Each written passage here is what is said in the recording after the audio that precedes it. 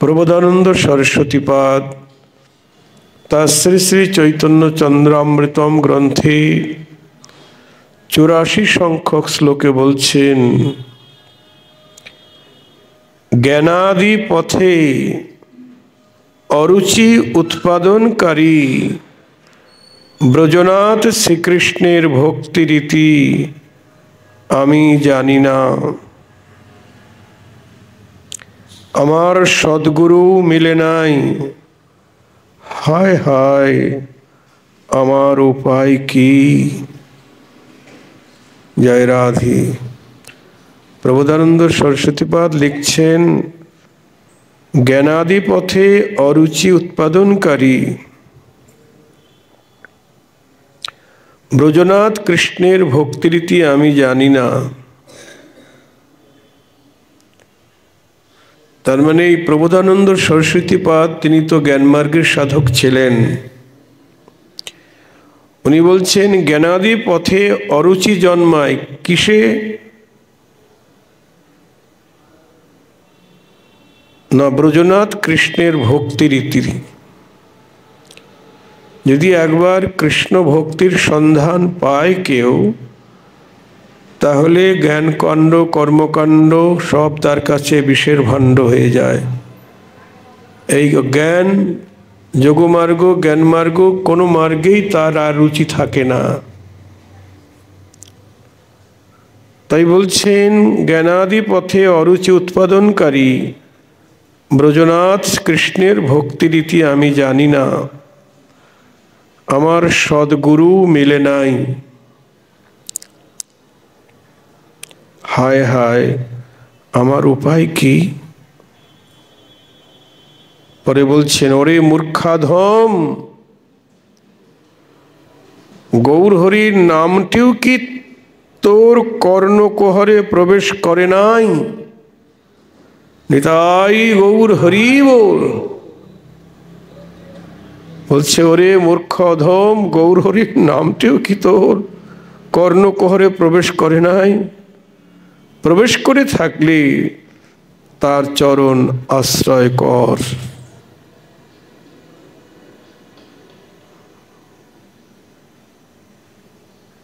হরি বল।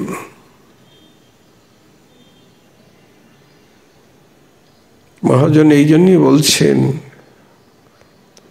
মন গৌরাঙ্গ বিনে নাহি আর হেন অবতার হবে কি হয়েছে, হেন প্রেম পরচার আমার গৌরাঙ্গ বিনে নাহি আর। এমন অবতার হয় নাই আর হবে না। গৌর অবতার। তাই বলছে, মূর্খ অধম, গৌরহরির নামটিও কি তোর কর্ণকুহরে প্রবেশ করে নাই? প্রবেশ করে থাকলে তার চরণ আশ্রয় কর। মনকে বলছেন,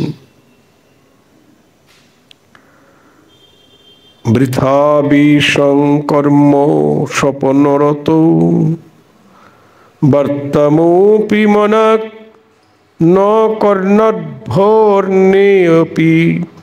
কচন নয়ন তদ্ধাত্ম সরণী।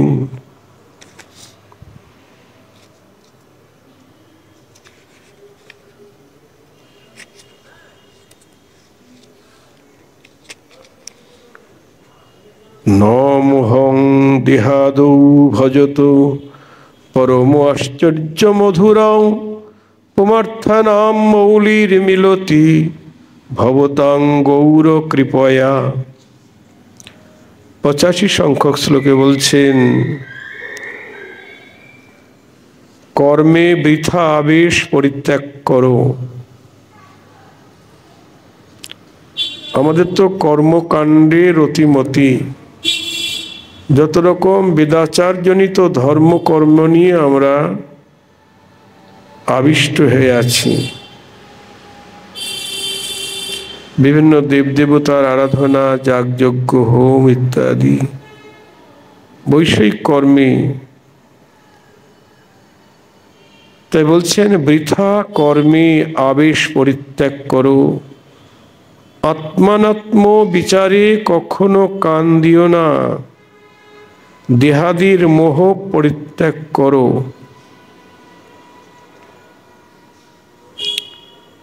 আত্মীয় কুটুম্ব বিচারে কখনো কান দিও না, দেহাদির মোহ পরিত্যাগ করো। এই দেহের মোহটাকে ত্যাগ করো। এই দেহের প্রতি মোহ থাকলে তখন আমার আরো অন্য কিছু দরকার হবে। যখন দেহের কথা ভুলে যাব তখন আর বাড়ি ঘরের কথা মনে থাকবে না, আমি কোথায় থাকবো, কি খাবো, কি করব। দেহের কথা ভুলে গেলে তো এসব দরকারই হবে না। তাই বলছে দেহাদির মোহ পরিত্যাগ করো। আত্মীয় কুটুম্বকে তো তাদের মোহ তো ত্যাগ করতেই হবে, নিজের দেহ স্মৃতিও ভুলে যেতে হবে। যেমন কৃষ্ণের বাঁশি শুনে ব্রজগোপীরা দেহের কথাও ভুলে গেছে, ঘরের কথাও ভুলে গেছে। বিছুরি গেহ নিজ হি দেহ, এক নয়নে কাজর রে হো রে, এ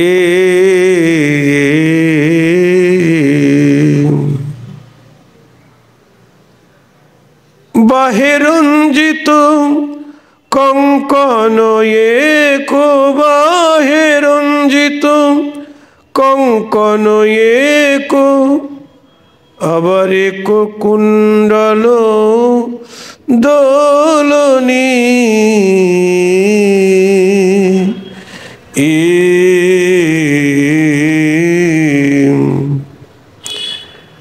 গোপী এক কুণ্ডলে ধেয়ে চলিল, এক নয়নে কাজর পরি, এক কুণ্ডলে ধেয়ে চলিল, এক নয়নে কাজর পরি, বলি দেহ স্মৃতি হারা হয়ে, এক নয়নে কাজল পরি, অনুরাগে গোপী ধেয়ে চলিল, বিছুরি গেহ নিজহি দেহ। কৃষ্ণের বাঁশি শুনে পাগল হয়ে গেছে, গৃহের কথাও মনে নাই, ভুলে গেল, এমনকি নিজের দেহের কথাও মনে নাই। এক নয়নে কাজল পড়েছে, আরেকটি নয়ন আছে তা ভুলে গেল। কেউ এক কর্ণে কুণ্ডল পরল, আর এক কর্ণে কুণ্ডল পরার কথা মনে নেই। কেউ এক হস্তে কুণ্ডল কঙ্কন পড়েছে, আর এক হস্তে পরার কথা ভুলে গেল। কেউ নয়নের কাজল চরণে দিল, চরণের আলতা নয়নে দিল। দেহ স্মৃতি নাই, কোনটা কোন অঙ্গ জ্ঞান নাই। কেহ বা কোটির কিঙ্কিনি গলায় পরিল, গলার হার কোটিতে পরিল, দেহ স্মৃতি নাই।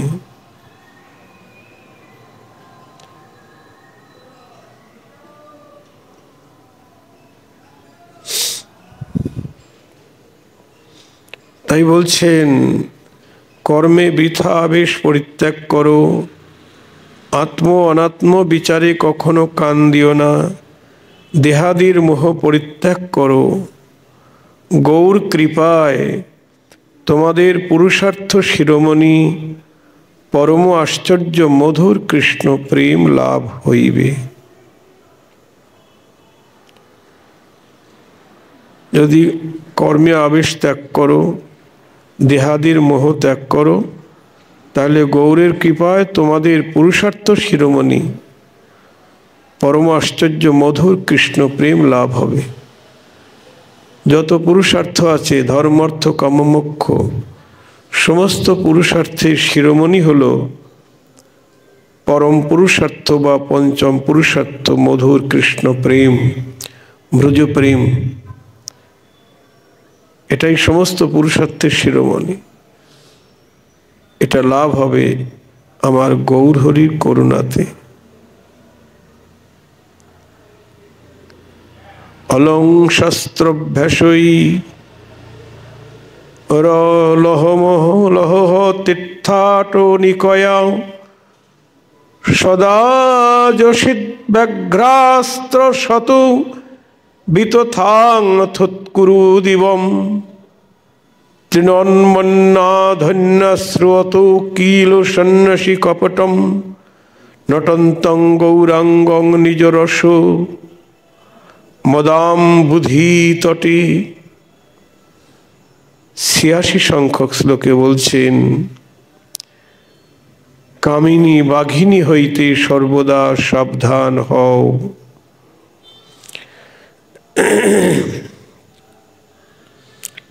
কামিনীকে বাঘিনী বলছেন।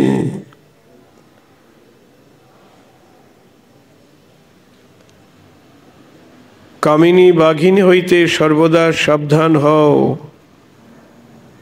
তৃণ তুচ্ছ জ্ঞানী স্বর্ণপদে থুৎকার দাও।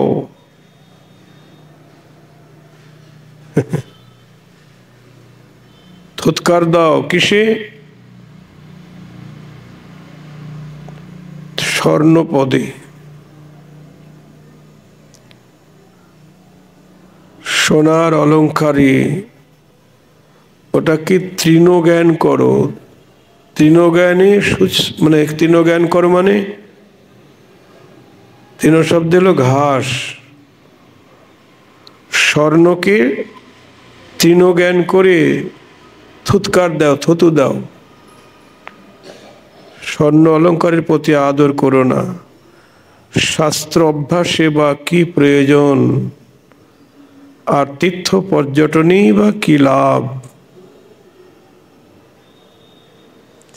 তাহলে শাস্ত্র অধ্যয়ন করতে না করছেন সরস্বতীপাদ। শাস্ত্র অধ্যয়ন করতে হবে কেবল ভক্তিপথের আনুকূল্যে যে সমস্ত শাস্ত্র, ব্রজভক্তির আনুকূল্যে যে সকল শাস্ত্র, গৌরভক্তির আনুকূল্যে যে সকল শাস্ত্র, সেগুলি অধ্যয়ন বাদে অন্য শাস্ত্র অভ্যাস ত্যাগ করো। ৬৪ প্রকার ভক্তি অঙ্গের মধ্যে একটি ভক্তি অঙ্গের কথা বলা আছে, বহু শিষ্য কলা অভ্যাস বাখানো বর্জিবে। বহু শিষ্য না করিবে আর বহু শাস্ত্র অভ্যাস ব্যাখ্যা বর্জন করবে। নিতাই গৌর হরি বল। আহা, ওই যে বললেন কেবল ভক্তি শাস্ত্র, কৃষ্ণ ভক্তির আনুকূল্যে যেই শাস্ত্র, তাই শাস্ত্র অভ্যাসে বা কি প্রয়োজন? আর তীর্থ পর্যটনেই বা কি লাভ? আমরা তো বহু তীর্থ পর্যটন করছি। নরোত্তম ঠাকুর বলছেন, তীর্থযাত্রা পরিশ্রম কেবলই মনের ভ্রম, সর্বসিদ্ধি গোবিন্দ চরণ। নিতাই গৌর হরি বল। এখন এই তীর্থ বলতে অন্যান্য কৃষ্ণ ভজনস্থলী ছাড়া অন্যান্য তীর্থে আমাদের যাওয়ার কোনো প্রয়োজন নাই।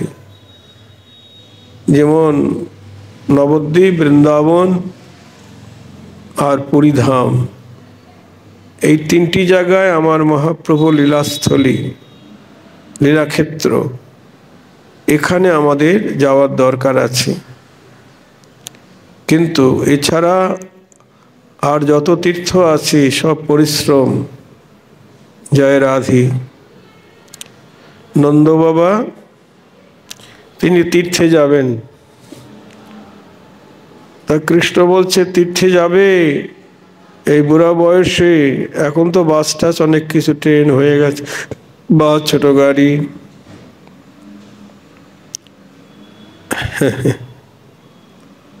একদিন একজন বলছিল যে বাবা আপনাকে নিয়ে যাব তীর্থে,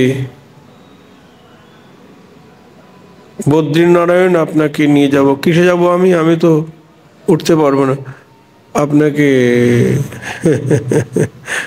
বলছে আপনাকে হেলিকপ্টারে করে নিয়ে যাব। এখন হেলিকপ্টারেও যাওয়া যায় তীর্থে, কিন্তু আমাদের কোথাও যাওয়ার দরকার নেই। ঠাকুরমশাই বলছেন তীর্থযাত্রা পরিশ্রম, কেবলই মনের ভ্রম, সর্বসিদ্ধি গোবিন্দচরণ।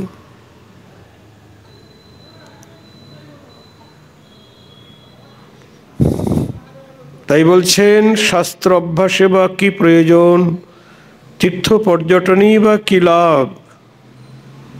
ওই দেখো সন্ন্যাসী লীলা অভিনয়কারী শ্রী গৌরাঙ্গ নীলাম্বুধি তটে নিজ রসমত্ততায় নৃত্য করছেন। ওই দেখো, কাকে দেখতে বলছেন? আমার মহাপ্রভুকে। ওই দেখো সন্ন্যাসী লীলা অভিনয়কারী, মানে কপট সন্ন্যাসী। সন্ন্যাসী সেজেছেন, সন্ন্যাসী রূপে লীলা করছেন, কিন্তু যাজন করছেন কি? ভাবুকের ধর্ম। আচরণ করছেন প্রেমিকের ধর্ম। প্রবোধানন্দ সরস্বতী এই জন্য তো মহাপ্রভুকে বলেছিলেন, তুমি সন্ন্যাসী হয়ে ধেই ধেই করে নাচো, কৃষ্ণ কৃষ্ণ বলে কাঁদো, শূদ্রে আলিঙ্গন করো। সন্ন্যাসীর ধর্ম তো এগুলি নয়। সন্ন্যাসীর ধর্ম বেদ পাঠ করা। তুমি বেদ পাঠ করো না, শাস্ত্র অধ্যয়ন করো না, ভাবুকের ধর্ম যাজন করছো। প্রবোধানন্দ বুঝতে পেরেছেন সন্ন্যাসী লীলা অভিনয়কারী শ্রী গৌরাঙ্গ নীলাম্বুধি তটে কি করছেন? নীলাম্বুধি তটে। নীলাম্বুধি মানে নীলরূপ, অম্বুধি, অম্বু মানে জল, জলের সমুদ্র। নীলাম্বুধি মানে নীল সাগরের তটে সন্ন্যাসী লীলা অভিনয়কারী শ্রী গৌরাঙ্গ নিজ রসমত্ততায় নৃত্য করছেন। ওই দেখো, নিতাই গৌর হরি বল। আহা, হে সুমাধাগণ, হে সুবুদ্ধি পরায়ণগণ, তোমরা তার শ্রীচরণ কমলে একান্তভাবে আশ্রয় গ্রহণ করো। নিতাই গৌর হরি বল। সুমেধাগণকে বলছেন, সুমেধে মানে সুবুদ্ধিমানগণ, তোমরা এই গৌর হরির চরণ কমলে একান্তভাবে আশ্রয় গ্রহণ করো।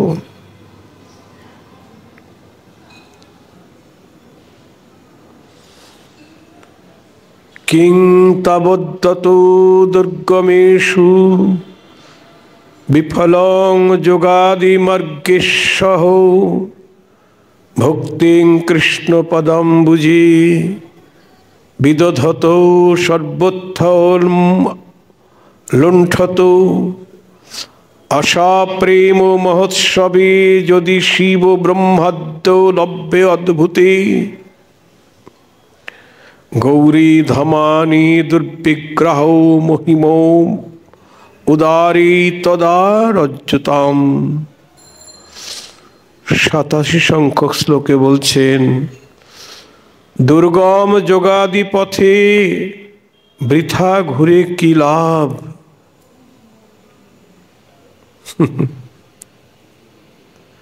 এর আগে বললেন কর্মে বৃথা আবেশ পরিত্যাগ করো। তারপরে বললেন তৃণ তুচ্ছ জ্ঞানের স্বর্ণপদে থুৎকার দাও। শাস্ত্র অভ্যাস করে কি প্রয়োজন, তীর্থ পর্যটনে কি প্রয়োজন। এবার বলছেন দুর্গম যোগাদি পথে বৃথা ঘুরে কি লাভ। যোগাদি পথ দুর্গম, যোগমার্গের। কৃষ্ণ পদকমলে ভক্তি বিধান করো, সর্বার্থ লুটে লও। যোগমার্গ ত্যাগ করি কৃষ্ণ পদকমলে ভক্তি বিধান করো, তার চরণেই ভক্তি দান করো, সর্বার্থ লুটে নাও। ভক্তি দান করো, বিনিময়ে সবকিছু লুটে নাও। আর যদি শিব ব্রহ্মাদির দুষ্প্রাপ্য অদ্ভুত প্রেম মহোৎসবে আশা থাকে, তবে মহাবদান্য দুর্গেয় মহিম গৌরহরিতে অনুরাগ বিধান করো। কি কথা বলছেন! কৃষ্ণ পদকমলে ভক্তি বিধান করো, সবকিছু লুটে নাও। আর যদি শিব ব্রহ্মাদির দুষ্প্রাপ্য অদ্ভুত প্রেম মহোৎসবে আশা থাকে, তাহলে মহাবদান্য দুর্গেয় মহিম গৌরহরিতে অনুরাগ বিধান করো। ব্রহ্মাদি দেবগণ যে প্রেম কামনা করে পায় না, সেই প্রেম মহোৎসবে যদি আশা থাকে, তাহলে দাতা শিরোমণি গৌরহরিতে অনুরাগ বিধান করো।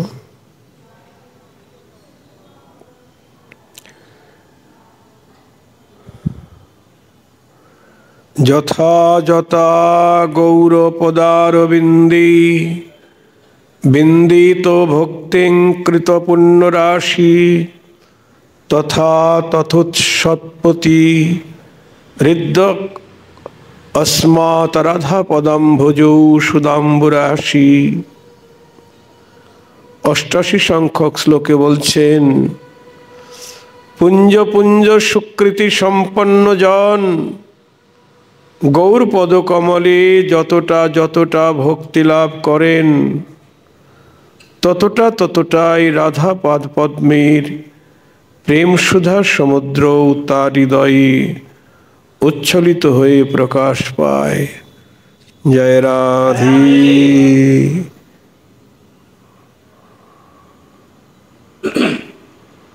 বলছেন পুঞ্জ পুঞ্জ সুকৃতি সম্পন্ন জন, এক দুই জন্মের পুণ্য ফল নয়, সুকৃতির ফল নয়, রাশিকৃত সুকৃতির সম্পন্ন ব্যক্তি গৌর পদকমলে তার যতটা যতটা ভক্তি লাভ হয়েছে, ততটা ততটাই রাধা পাদপদ্মের প্রেম সুধা সমুদ্র তার হৃদয় উচ্ছলিত হয়ে প্রকাশ পায়। তার মানে গৌর চরণে ভক্তি হলেই রাধার পাদপদ্ম সুধা তার হৃদয়ে উচ্ছলিত হবে। তাই গৌর হরি গৌর।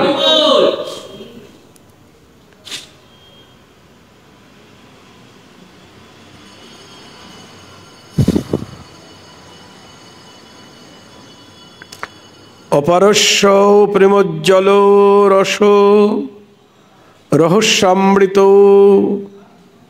নিধের নিধানম ব্রহ্মেচ্ছাশ্চিত ইহ হি চৈতন্য চরণ অতস্তং ধ্যায়ন্ত প্রণয় ভরতু যস্তু শরণম তমেব প্রমন মত্তাস্তমিহ কিল গায়ন্তু কৃতিন।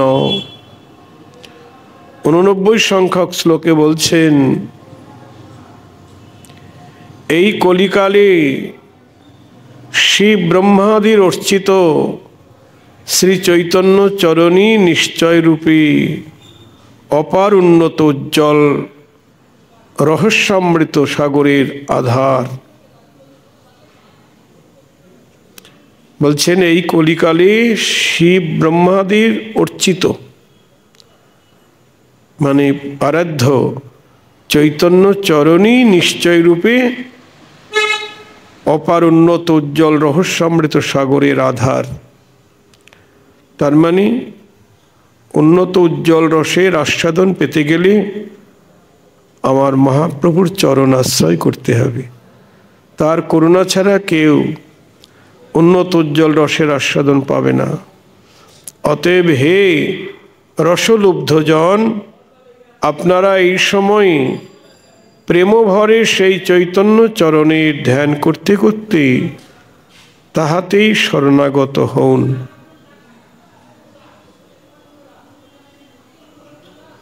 বলছেন হে রসলুব্ধজন,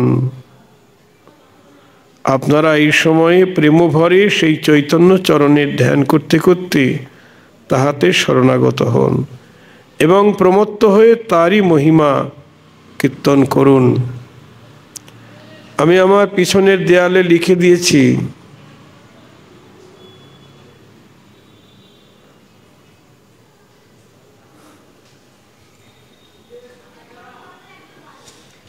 গৌর প্রেমে রসার নবে শ্বেতরঙ্গে যে বা ডুবে, সে রাধা মাধব অন্তরঙ্গ, সে রাধা মাধব অন্তরঙ্গ। এই দেখুন, যে গৌর প্রেম রস সমুদ্রে ডুবেছে সেই আমার রাধা মাধবের অন্তরঙ্গ হয়েছে।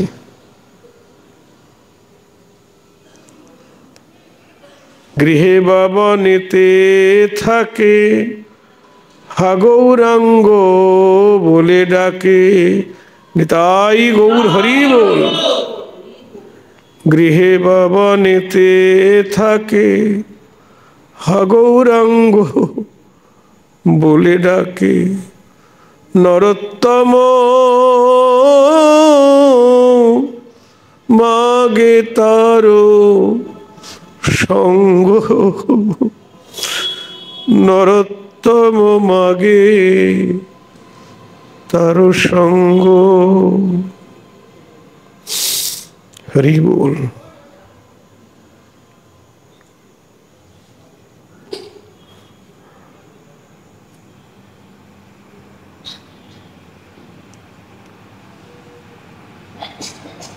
তাই হে রসলুব্ধগণ, আপনারা এই সময়ে প্রেমভরে সেই চৈতন্য চরণের ধ্যান করতে করতে তাতেই শরণাগত হন এবং প্রমত্ত হয়ে তারই মহিমা কীর্তন করুন।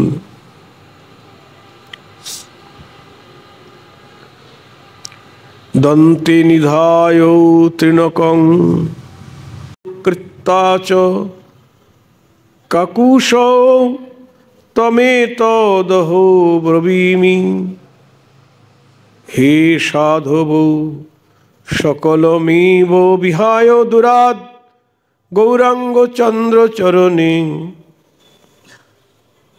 কুরুতানুরাগ। 90 সংখ্যক শ্লোকে বলছেন, হে সাধুগণ,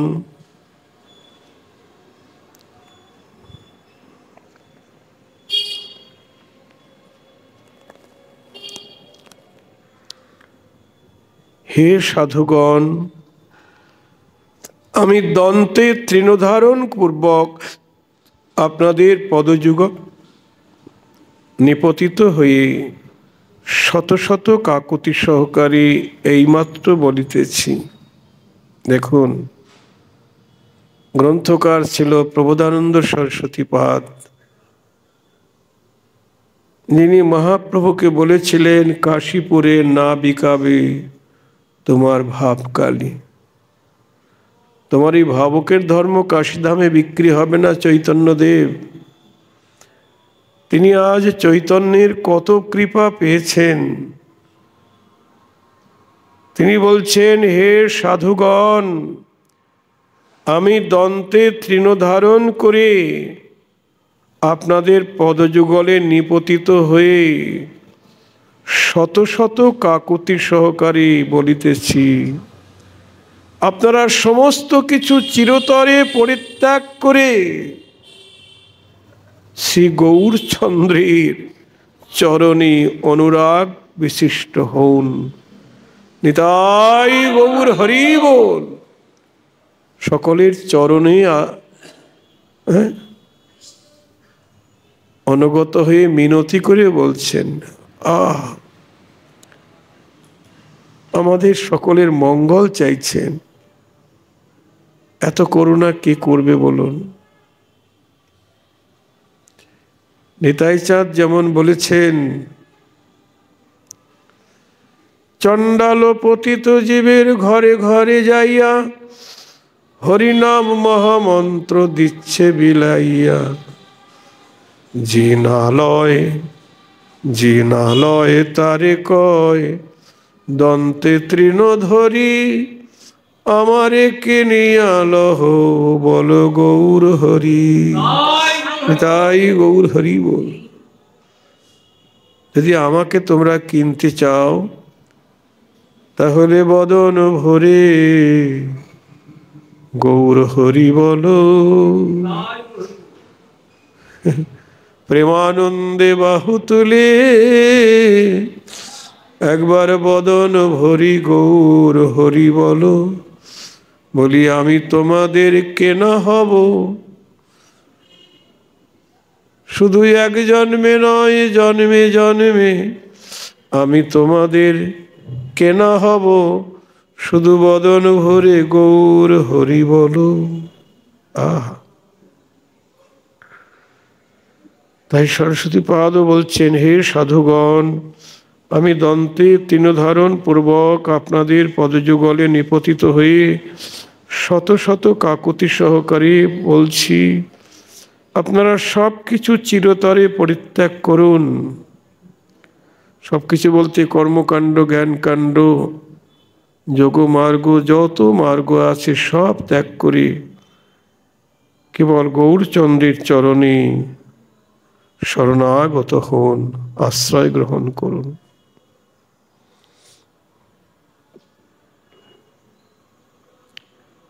অহো ন দুর্লভা মুক্তি ন চ ভক্তি সুদুর্লভা, গৌরচন্দ্র প্রসাদস্তু বৈকুণ্ঠেয়োপি সুদুর্লভ। বলছেন, অহো, মুক্তি দুর্লভ নয়, ভক্তিও সুদুর্লভ নয়, কিন্তু গৌরচন্দ্রের কৃপা বৈকুণ্ঠেও সুদুর্লভ। নিতাই গৌর হরি বল। বলছে মুক্তি দুর্লভ নয়, মুক্তি সহজে পাওয়া যায় না, কঠোর সাধনা মুক্তি পাওয়া। আবার ভক্তিও সুদুর্লভ নয়। সুদুর্লভ নয় মানে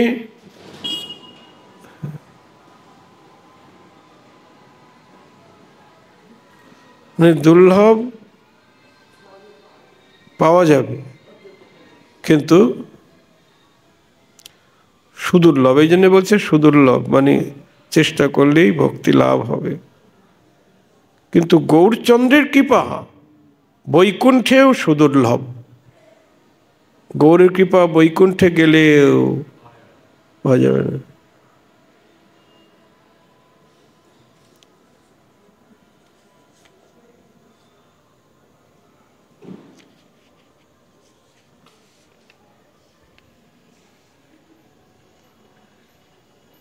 ভজন্তু চৈতন্য পদারবিন্দম ভবন্তু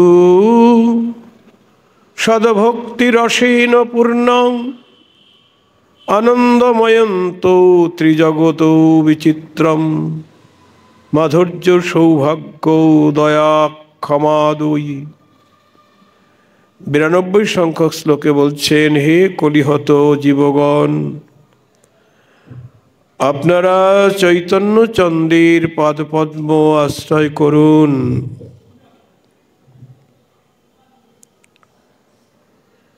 মধুর প্রেমরসে আপ্লুত হন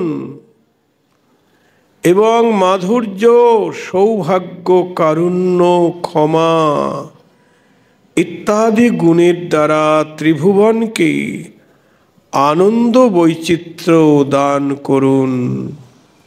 জয় রাধে। কলিহত জীবকে অনুরোধ করছেন সরস্বতীপাদ, আপনারা চৈতন্য চন্দ্রের পাদপদ্ম আশ্রয় করুন, মধুর প্রেম রসে আপ্লুত হন এবং মাধুর্য, সৌভাগ্য, কারুণ্য, ক্ষমা ইত্যাদি গুণের দ্বারা ত্রিভুবনকে আপনারা আনন্দিত করুন। অর্থাৎ নিজে ধন্য হন আর জগৎকে ধন্য করুন। নিজে আচরণ করতে হবে আর জগৎকে দান করতে হবে। ভারত ভূমিতে মনুষ্য জন্ম হইল যার, জন্ম সার্থক করি করো পর উপকার। চৈতন্য চরিতামৃত বলছেন, ভারত ভূমিতে যার মনুষ্যকুলে জন্ম হয়েছে, এই মনুষ্য জন্ম যদি সার্থক করতে চাও তাহলে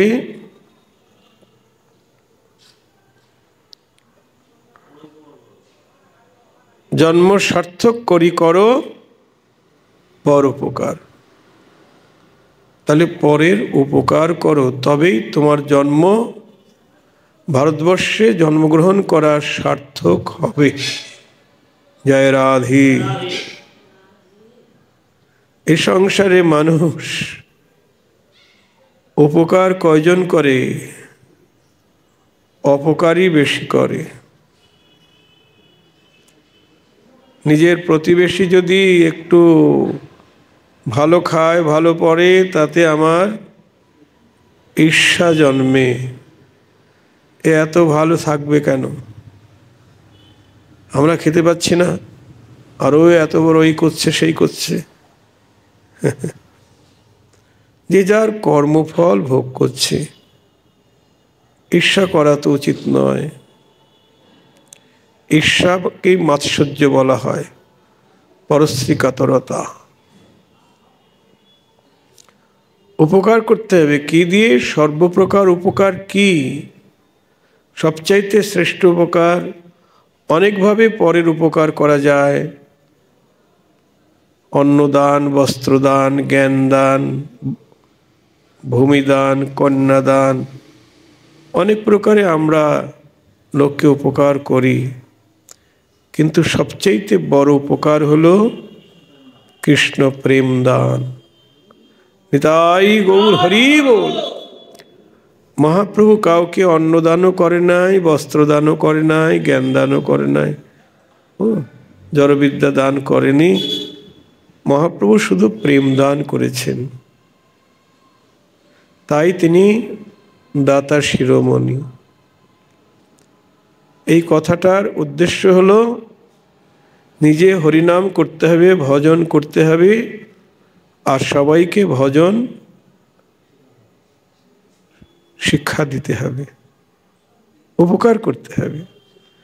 এখানে বলছেন, হে কলিহত জীবগণ, আপনারা চৈতন্য চন্দ্রের পাদপদ্ম আশ্রয় করুন, মধুর প্রেমরসে আপ্লুত হন, মাধুর্য, সৌভাগ্য, কারুণ্য, ক্ষমা ইত্যাদি গুণের দ্বারা ত্রিভুবনকে আনন্দ বৈচিত্র্য দান করুন।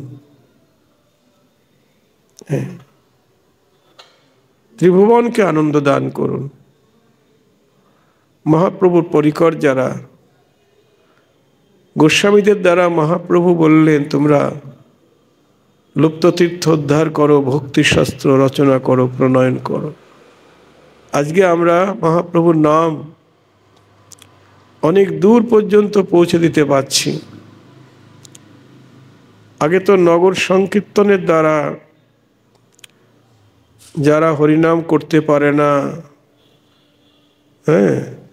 তাদেরকেই নগর সংকীর্তনের দ্বারা তাদের উদ্ধার করার পদ্ধতি মহাপ্রভু বলে দিয়েছেন, নগর সংকীর্তনের ব্যবস্থা। কিন্তু এখনো নগর সংকীর্তন হচ্ছে।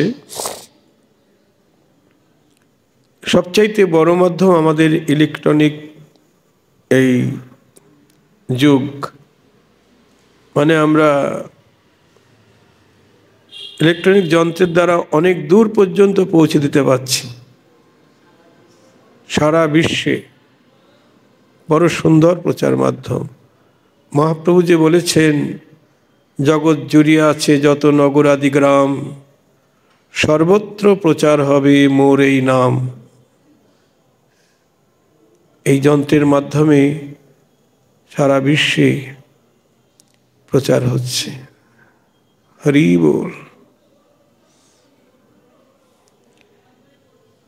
মাইক লাগালে অনেক দূর পর্যন্ত শোনা যায়, কিন্তু আমাদের সরকার মহাশয় কঠোর নিয়ম করে দিয়েছে। হরিনামের ক্ষেত্রে 65 ডেসিবেলের উপরে গেলে মাইকটাই খুলে নিয়ে যাবে। কিন্তু অন্য ব্যাপারে তাদের কোনো বিধিনিষেধ নাই।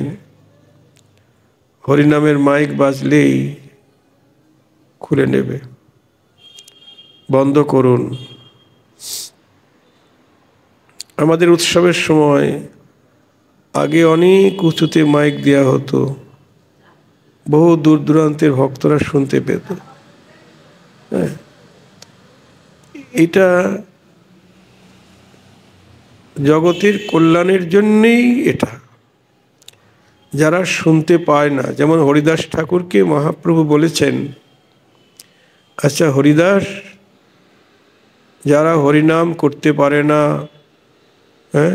কীট পতঙ্গ পশু পাখি বৃক্ষলতা, এরা তো হরিনাম করতে পারে না, এদের কি করে উদ্ধার হবে এরা?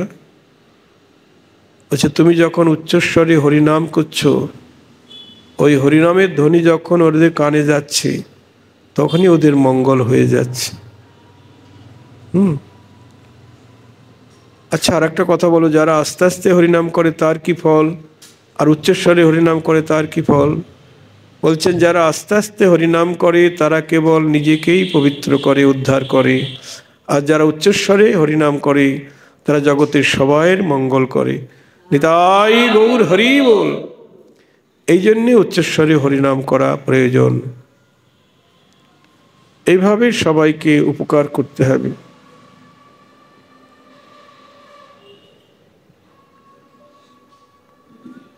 সংসার সিন্ধু তরণী হৃদয়ং যদি স্বাৎ সংকীর্তনামৃত রসে রমতি মানশ্চিত প্রেমাম্বুধৌ বিহরণী যদি চিত্তবৃত্তিশ চৈতন্য চন্দ্র চরণী শরণং প্রজাতু।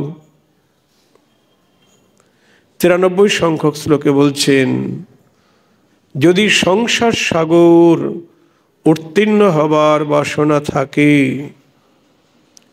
সংসার সমুদ্র থেকে উত্তীর্ণ হবার বাসনা থাকে, যদি সংকীর্তনামৃত রসমাধুরীতে রমণ করতে মন হয়, যদি প্রেম সমুদ্রে বিহার করবার অভিলাষ হয়ে থাকে, তাহলে চৈতন্য চরণে শরণাগত হও। নিতাই গৌর হরি বল। সংসার সমুদ্র থেকে উত্তীর্ণ। আমরা বলি না, ঠাকুর এই সংসার সমুদ্রে আমি পড়ে আছি, ভব সমুদ্রে পড়ে আছি, আমায় উদ্ধার করো, পার করো, তাই না? যারা আগে এলো তারা চলে গেল, আমি রইলাম পিছিয়ে। কত গান গাইছে মানুষ সংসার সমুদ্র থেকে উত্তীর্ণ হবার জন্যে।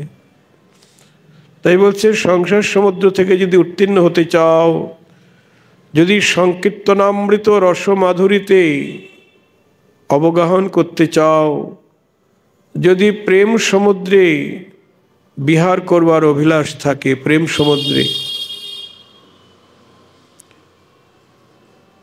সমুদ্রে বিহার করবার অভিলাষ থাকে, তাহলে চৈতন্য চরণে শরণাগত হও। নিতাই গৌর হরি বল। কৃষ্ণদাস অভিমানী যে আনন্দ সিন্ধু, কোটি ব্রহ্মানন্দ নহে তার এক বিন্দু। চৈতন্য চরিতামৃত বলছেন, আমি কৃষ্ণদাস, এই অভিমানে যে আনন্দ সিন্ধু, সিন্ধু মানে সমুদ্র, মনে প্রাণে যদি আমরা কৃষ্ণদাস অভিমান করতে পারি, তাহলে আনন্দের সিন্ধুতে ডুবে থাকব, ভাবা যায়? আমরা এই সংসারে ক্ষণিক আনন্দ অনুভব করছি, ক্ষণিক, সংসার থেকে ক্ষণিক আনন্দ উপভোগ করছি, মেঘের গায়ের বিজুলির মতো আনন্দ, চিরস্থায়ী হচ্ছে না। আর এই ক্ষণিক সুখের জন্যে সারা দিন রাত পরিশ্রম করছি। জয় রাধি। তা মহাজন বলছেন, শাস্ত্র বলছেন, চৈতন্য চরিতামৃত, যদি আনন্দের সমুদ্রে, প্রেমের সমুদ্রে সাঁতার কাটতে চাও, তাহলে সর্বস্ব ত্যাগ করো, কর্মকাণ্ড, জ্ঞানকাণ্ড, বিষের ভাণ্ড ত্যাগ করো, যোগমার্গ ত্যাগ করো, একমাত্র চৈতন্য চরণী শরণ গ্রহণ করো। তাহলে প্রেমের সমুদ্রে বিহার করবে, প্রেমের সমুদ্রে, আনন্দের সমুদ্রে ডুবে থাকবে। নিতাই গৌর হরি বল। চৈতন্য চরণে শরণ নিলে আনন্দের সমুদ্রে সাঁতার কাটবে। কি বলছেন?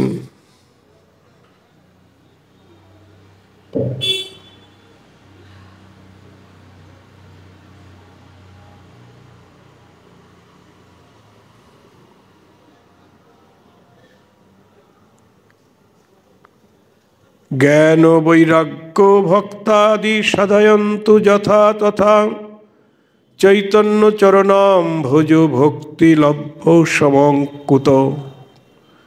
94 সংখ্যক শ্লোকে বলছেন, যেন তেন প্রকারেণ জ্ঞান বৈরাগ্য ও ভক্তির উন্মেষ হতে পারলে চৈতন্য চরণ কমল আশ্রয়ে যে বিশেষ জ্ঞান বৈরাগ্য ভক্তির উন্মেষ হয়, সেরূপ আর অন্য কুত্রাপি দেখা যায় না। বলছে জ্ঞান, বৈরাগ্য এবং ভক্তি তিনেরই দরকার আছে। কোন জ্ঞান?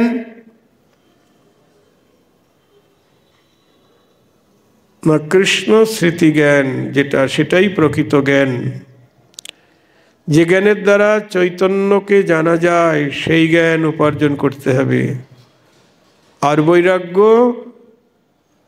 যে বৈরাগ্য লাভ করলে আমার গৌর হরি বেশি খুশি হয়, রঘুনাথের বৈরাগ্য যেন পাষাণের রেখা। আর ভক্তি, চৈতন্য চরণে ভক্তি। তাই বলছে, যেন তেন প্রকারেণ জ্ঞান বৈরাগ্য ভক্তির উন্মেষ হতে পারলেও চৈতন্য চরণ কমল আশ্রয়ে যে বিশেষ জ্ঞান বৈরাগ্য ভক্তির উন্মেষ হয়, সেরূপ আর অন্য কুত্রাপি দেখা যায় না। এমনিতেও জ্ঞান বৈরাগ্যের উদয় হয়, কিন্তু চৈতন্য চরণ কমলে আশ্রয় করলে জ্ঞান বৈরাগ্য ভক্তি যেমন উদয় হয়, কোথাও আর এমন দেখা যায় না। রঘুনাথ দাস গোস্বামী তার দৃষ্টান্ত।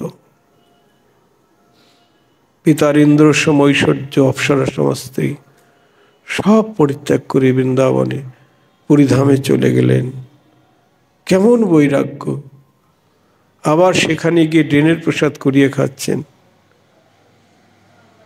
কেমন বৈরাগ্য, কেমন ত্যাগ!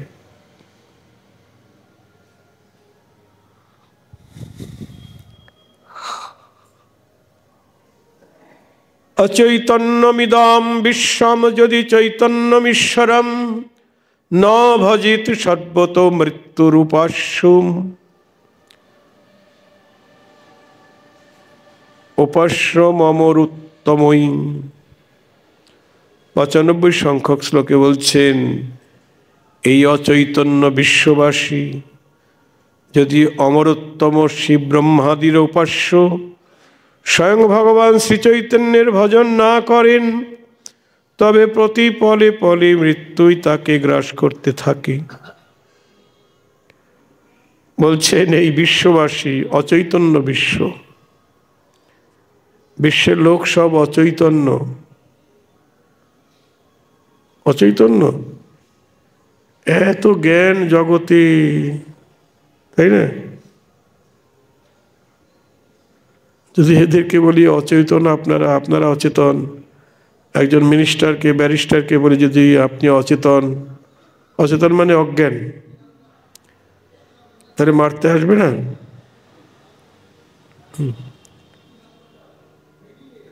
এখন সারা বিশ্ব শিক্ষা, সবাই শিক্ষিত ঘরে ঘরে,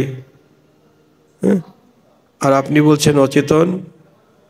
আমি বলছি না, প্রবোধানন্দ সরস্বতী বলছেন এই অচৈতন্য বিশ্ববাসী, যাদের গৌর গোবিন্দের চরণে ভক্তি নাই, যাদের কৃষ্ণ স্মৃতিজ্ঞান নাই, গৌর স্মৃতিজ্ঞান নাই, তারাই অচেতন।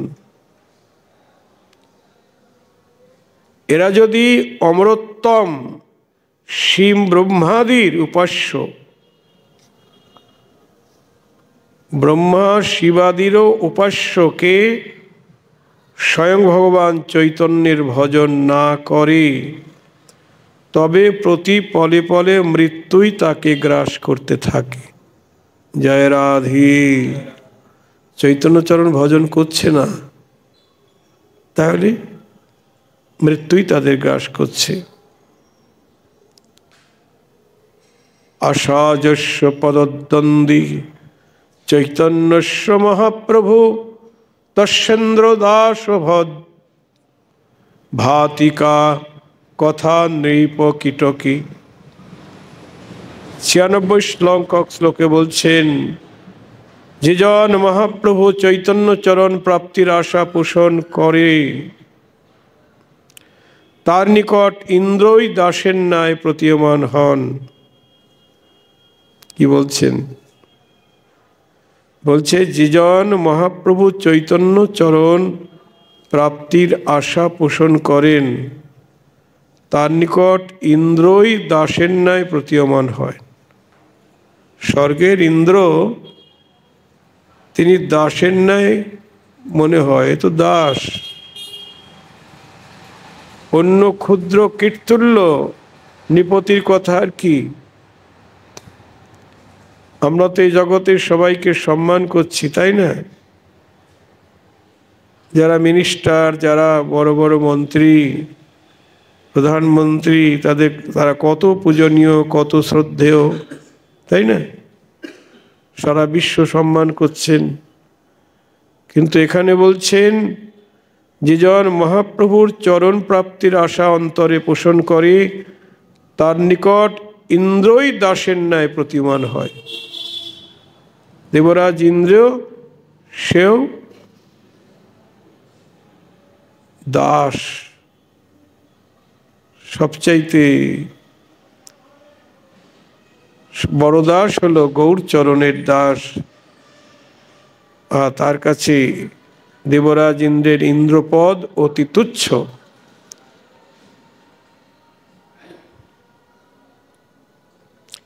যস্যাশা কৃষ্ণ চৈতন্য নিপদ্দারি কিমর্থিনং চিন্তামণির্ময়ং প্রাপ্য কুমুর রজতং ব্রজেত। যে যাচকের চিত্তে কৃষ্ণ চৈতন্যে আসা বর্তমান, তাহার রাজোদ্ধারে প্রয়োজন কি?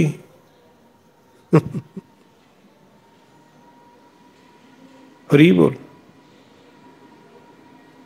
যাচক মানে যিনি যাচনা করেন বা কামনা করেন। বলছেন যে যাচকের চিত্তে কৃষ্ণ চৈতন্য আসা বর্তমান, যার অন্তরে কৃষ্ণ চৈতন্যের চরণ আশা করে, যার চিত্তে, যার অন্তরে, তার রাজোদ্ধারে প্রয়োজন কি? মিনিস্টারের কাছে তার কি দরকার? জয় রাধে। মিনিস্টার ব্যারিস্টারের কাছে তার কোনো দরকারই নেই, যে চৈতন্যের চরণে আশা করে। চিন্তামণি হস্তগত হলেও কোনো মূর্খ রজতের জন্য ঘুরে বেড়ায়? যদি একবার হাতে চিন্তামণি পায় তাহলে কি সে রজতের জন্য আর বৃথা অনুসন্ধান করে? যেমন সনাতন গোস্বামী, তিনি বৃন্দাবনে গিয়ে পরশমণি পেলেন, পেয়ে ওটা বালুকায় ছড়িয়ে ফেলে দিয়ে কাঙাল বেশে বৃক্ষতলে ভজন করছেন। জীবন চক্রবর্তী কন্যাদায়গ্রস্ত হয়ে তার কাছে গিয়ে বলছেন, গোসাই, আমার কন্যাদায় কিছু ধন দান করুন। সনাতন গোস্বামী বলছে, আমার যদি ধনই থাকবে আমি গাছতলায় থাকবো কেন? বলছে, না, বাবা ভোলেনাথ আমায় স্বপ্নে বলেছেন তোমার কাছে অনেক ধন আছে।